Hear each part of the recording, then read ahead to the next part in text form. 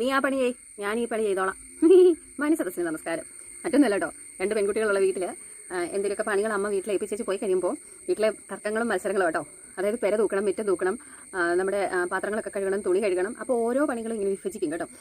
നീ പെര തൂക്കേ, ഞാൻ മുറ്റം തൂക്കാതെ. എനിക്കെപ്പോഴും മുറ്റത്തെ പണികൾ ചെയ്യാനാണ് ഇഷ്ടം കേട്ടോ. അതാകുമ്പോൾ തുടയ്ക്കൊന്നും വേണ്ടല്ലോ. നമ്മൾ എന്നാലും അങ്ങോട്ടും ഇങ്ങോട്ട് മത്സരമാണ്. നീ അല്ലേ മുൻവശം തൂക്ക്, ഞാൻ പുറകുവശം തൂക്കാം വീടിൻ്റെ. അപ്പം അങ്ങനെ പറയും. എന്നിട്ട് പെര തൂക്ക്, ഞാൻ തുടയ്ക്കാം. അങ്ങനെ അങ്ങോട്ട് മത്സരങ്ങളാണ്. പിന്നെ എൻ്റെ ചേച്ചി ഉണ്ടല്ലോ, കരിപ്പാത്രം തേക്കാൻ ഇതുപോലൊരു മടിച്ച്. അവൾ പെട്ടെന്ന് കയറി സ്റ്റീൽ പാത്രം, അലുമിനിയം പാത്രങ്ങളും എല്ലാം തേക്കും. പിന്നെ കരിപ്പാത്രമെല്ലാം ഞാൻ തേക്കണം. പിന്നെ അങ്ങനെ വിഭജിക്കും. പല പണികളും അങ്ങനെ വിഭജിക്കും. ആടിന് പുല്ല് എത്തുന്ന കാര്യമാണെങ്കിലും, ആടിന് വെള്ളം കൊടുക്കുന്ന കാര്യമാണെങ്കിലും എല്ലാം. നീ വെള്ളം കൊടുക്കും, ഞാൻ പുല്ല് കെട്ടാം. അങ്ങനെ എല്ലാ പണികളും വിഭജിക്കും കേട്ടോ. ഇത് പെൺപിള്ളേർ ജോലി ചെയ്യുന്ന വീടുകളിൽ അവർക്ക് റിലേറ്റ് ചെയ്യുമായിരിക്കും.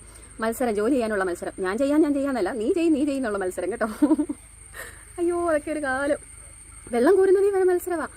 ആഴമുള്ള കിണറാണെങ്കിൽ ഇങ്ങനെ വെള്ളം നമ്മൾ വലിച്ചു കോരത്തില്ലേ, മോട്ടറൊന്നും ഇല്ലെന്ന്. ഇങ്ങനെ ഒരു വലിയാന, അടുത്ത വലിയ ചേച്ചി, അങ്ങനെ അവസാനം ആരാണോ വലിച്ചു നിർത്തുന്നത് തൊട്ടി മേളി വന്നു കഴിയുമ്പോൾ മറ്റേ അടുത്ത ആൾ വേണം എടുത്ത് ഒഴിക്കാൻ. എൻ്റെ ദൈവമേ, അങ്ങനെ എന്തെല്ലാം മത്സരങ്ങൾ നടന്നിട്ടുണ്ടെന്ന് അറിയാവോ? ഇത് റിലേറ്റ് ചെയ്യുന്നവർ ആരെങ്കിലും ഉണ്ടോ? അയ്യോ, അതൊക്കെ ഒരു കാലം കേട്ടോ. ഇതൊക്കെ മിസ് ചെയ്യുന്നു. ഇപ്പോൾ 2 പേര് മത്സരിക്കണ്ട, ഒരാൾ ഒരാൾ മത്സരിക്കേ വേണ്ട. ആണ്ടിലൊന്ന് കണ്ടാലായി. അങ്ങനെയാണ് കേട്ടോ.